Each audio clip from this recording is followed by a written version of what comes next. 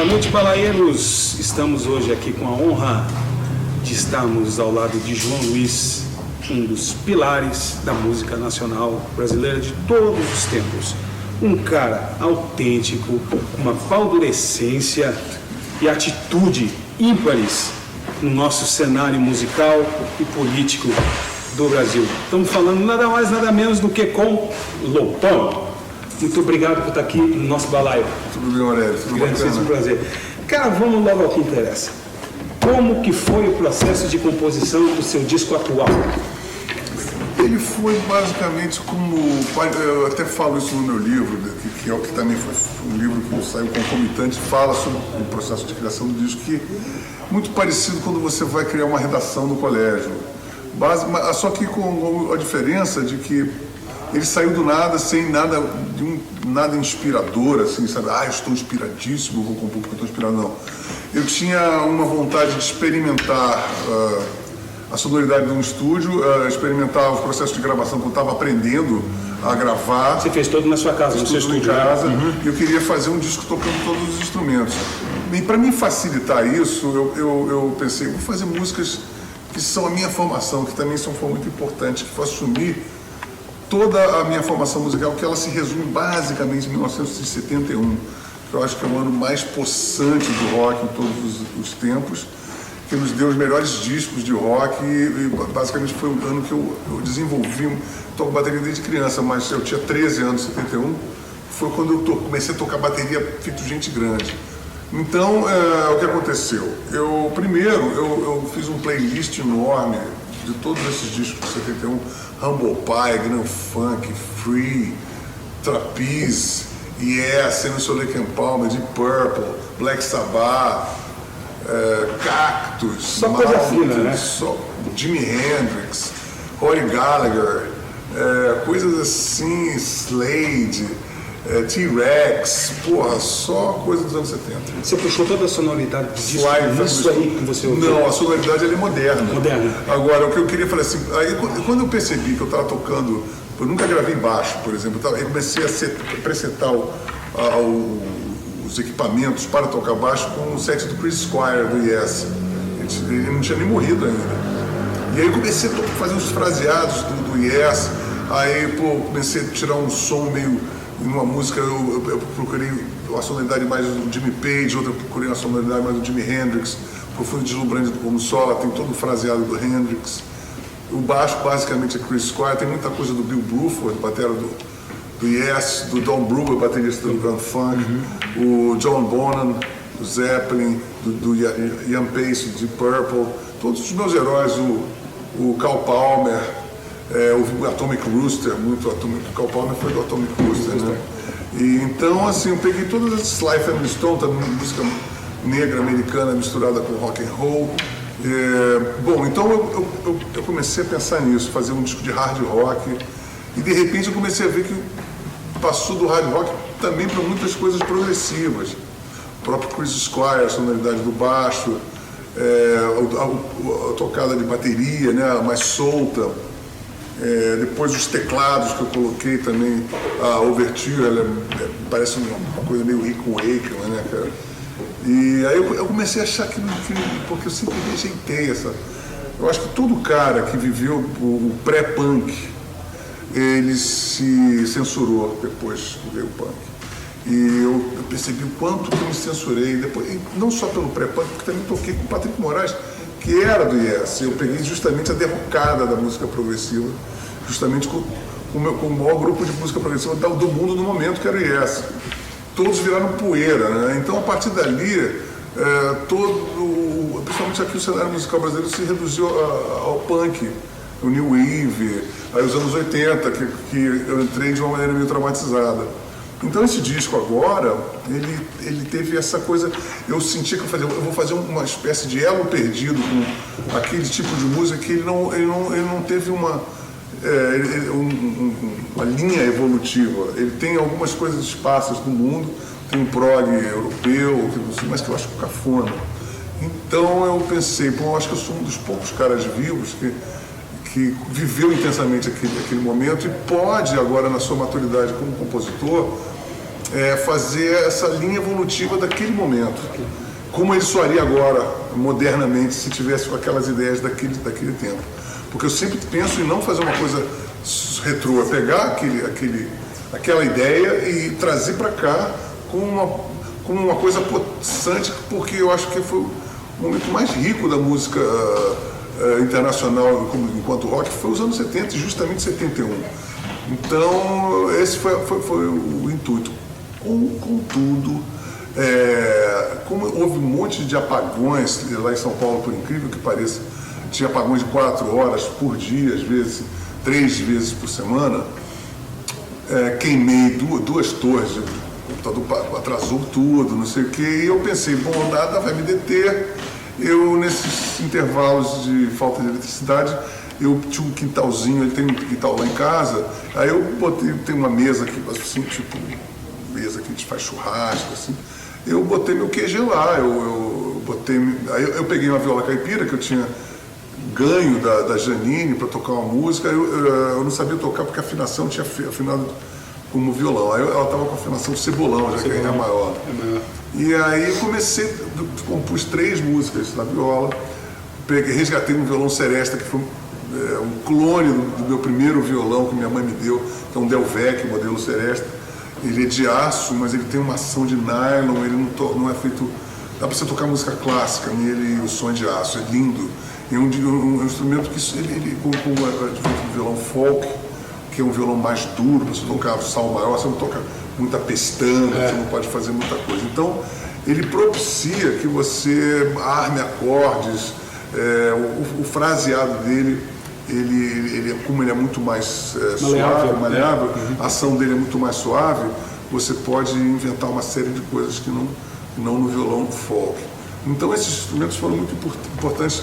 Eu compus 2 músicas nesse violão, 3 no violão Seresta, e ainda compus uma outra no meu violão Taylor mesmo, folk maravilhoso, no meu Gretsch de 12, né, o meu Range, laranja. Aquele laranja, Sonzeiro. Gravei muito com ele. Então, assim, este caldo acústico, ele ficou muito presente no disco, muito graças ao apagão. E aí, todos os meus temas de riff, de hard rock, que eu já havia composto, não desenvolvi a tempo, e já estão todos na minha gaveta, né? Estão todos no meu computador. E agora eu tenho muito material para desenvolver, com certeza, esse próximo disco. E a mixagem, foi você que fez? A mixagem fui eu que fiz, junto com o Giovanni, que está aqui. É um cara que chegou no final, porque esse disco foi todo refeito em um mês. Quando eu fiz o crowdfunding, eu não tinha placa de som sensacional, eu estava com uma placa pan. Aí eu inadvertidamente falei para minha mulher, que é minha empresária, eu vou pegar uma grana desse crowdfunding, que já era para distribuição, eu falei assim, eu vou comprar minha placa universal, que é uma placa que vai dar um upgrade. Mas como? Isso já era setembro do ano passado. Aí a minha placa chegou em 2 semanas, já era metade de setembro, e aí eu tinha que instalar a placa, aí eu chamei um cara para instalar a placa, e apareceu um cara lá para instalar a placa, que era esse cara aqui, o Giovanni. E ele é um puta músico, ele canta gospel, ele tem uma voz bonita, não sei o quê. E deu uma guaribada no meu computador, botou um monte de plugin no computador, instalou a placa, fez funcionar tudo, grande técnico de computador, né? E depois ele mostrou umas mixagens que ele estava fazendo de música de rock evangélico. Aí eu pensei com meus botões, eu falei assim, você quer me ajudar a mixar esse disco? Porque eu não sabia usar o computador, né? Eu aprendi tudo durante todo o período. E ele me ensinou a editar som, aprendi coisas pra caramba. Em um mês eu aprendi. Então ele entrou nesse momento. Eu regravei todo o disco vai ser 15 de setembro, a regravar o disco todo. Até antes do meu aniversário, 8 de outubro, eu tinha regravado tudo. Nossa. Regravei baixo, bateria, guitarra, cantei voz. E, na verdade, eu toquei com o mesmo arranjo, eu sou muito metódico, o mesmo solo. Só coloquei um coral ali, uma coisa meio Queen, que eu inventei. Assim, mas eu não me dei muito espaço para inventar, porque eu não tinha muito tempo. Fiz todas as viradas iguaizinhas, tudo escrito, né? A linha de baixo igual, os andamentos iguais, tudo, mesmo timbre. Só que ficou muito melhor. Né? Com o advento da placa, a forma de gravar que eu aprendi com ele também ficou muito melhor. E quando nós adentramos a mixagem, ele veio e me ajudou. Ele fazia a mixagem, aí eu falava, olha, eu preciso. Aí eu chegava em casa sozinho, eu queria esse bumbo aqui, às vezes eu corrigia o volume do bumbo, aí eu mandava para ele masterizou tudo em casa. E aí no Vulnerável, eu me lembro, tá com pneumonia, a gente estava mixando já, ele falou assim, cara, um outro cara tinha mexido, aí ele fez Elastic Audio na minha bateria e não tinha como mixar a bateria, ela estava toda fora de sync, estava tudo boiando. Aí ele, depois de um dia inteiro tentando, ele falou, sabe de uma coisa, cara? E eu estava com pneumonia, tossia. Você vai ter que gravar essa bateria, cara. Eu falei, não. É chato você já gravar, a bateria você tem que gravar primeiro, né? Aí eu falei, ok. Portanto é que se todo mundo ouvir o disco, no final eu deixo a tosse. Isso é homenagem à minha pneumonia. E aí no dia seguinte eu gravei a música, gravei a bateria, que foi a última coisa que eu gravei no disco, foi a bateria do Vulneráveis. Aí a gente mixou, ficou bom pra caramba. E o resultado sonoro, eu pensei que. Eu estava pensando assim, bom, vai ser um disco gravado em casa, eu quero pelo menos chegar ao patamar do Lindo Sexy Brutal, que ficou muito bom, ou o que ganhou o Grammy lá, o acústico. Agora, para minha surpresa, superou e muito. Assim, o som, ele botou o Dream Theater, o último, e deu um pau sabe, ele botou um monte, ele botou Queens of Stone Age, botamos Raconteurs.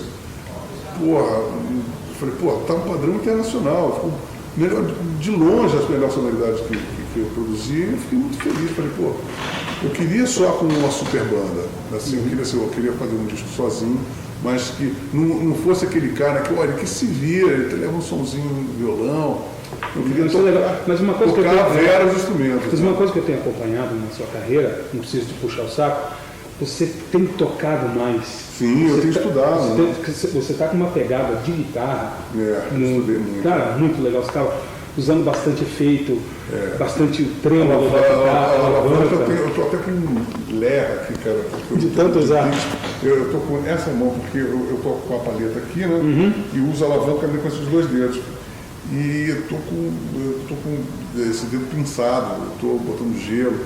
Mas eu tenho estudado muito guitarra. Porque eu tinha estudado no clássico, mas eu no início dos anos 2000 eu não sabia tocar guitarra direito, não sabia nem afinar a guitarra.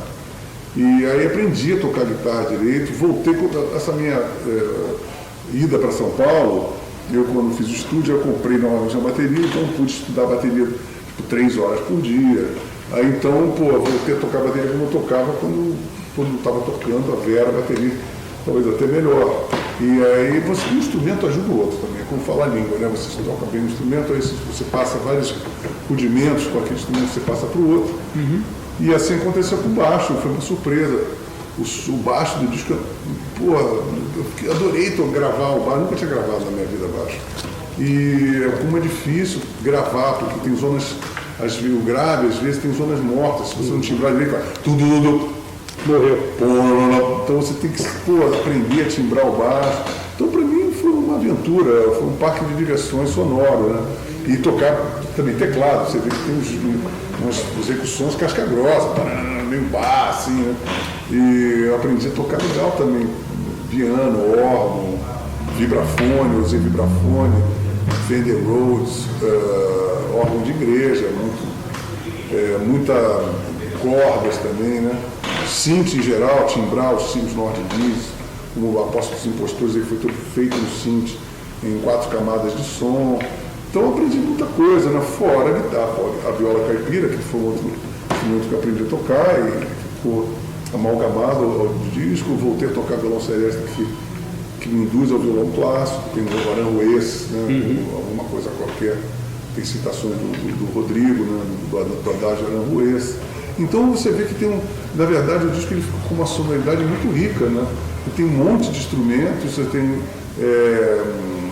momentos muito variados de textura sonora e também a minha voz tem uma condição, como eu gravei minha voz, eu senti que ela ficou muito mais grave pelo seguinte, eu Eu gravei sentado ali com a tecla do computador, então eu não podia fazer, eu gravei com o output assim, né?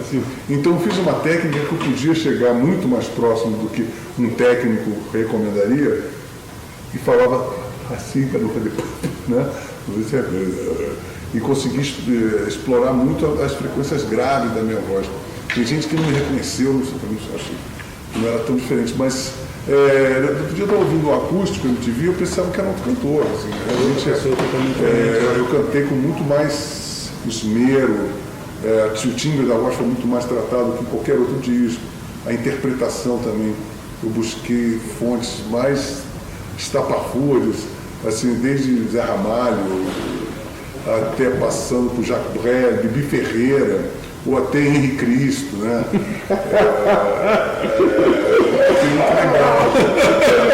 Fica a dica aí para você ver que o Lobão, um cara que tem uma carreira consolidada no país, tem tantos discos, tantas coisas que ele já fez e continua estudando e aprendendo. Fica a dica. Lobão, vou te fazer uma pergunta. Como que está a tua relação hoje com o Herbert Viana, com o pessoal da Blitz? Mas não sai daí não. Você quer saber disso? Segue a gente lá no Facebook, que a entrevista vai terminar lá daqui a pouquinho. Tamo lá, já já.